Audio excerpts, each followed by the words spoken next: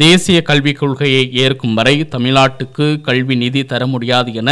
மத்திய கல்வி அமைச்சர் தர்மேந்திர பிரதான் கூறியதை கண்டித்து தமிழ்நாட்டிற்கு தர வேண்டிய 2401 கோடி ரூபாயை உடனடியாக வழங்க கோரியும்,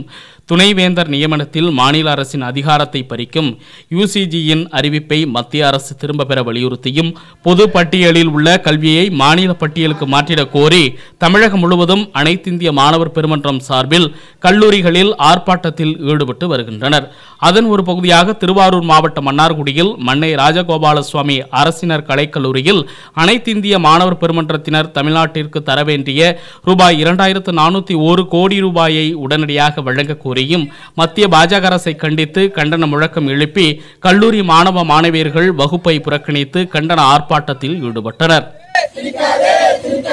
தேசிய கல்வி கொள்கையினை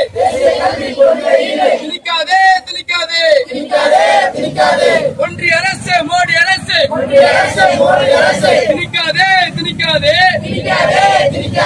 தேசிய கல்வி கொள்கை என்ற உள்ள கல்வி திட்டத்தினை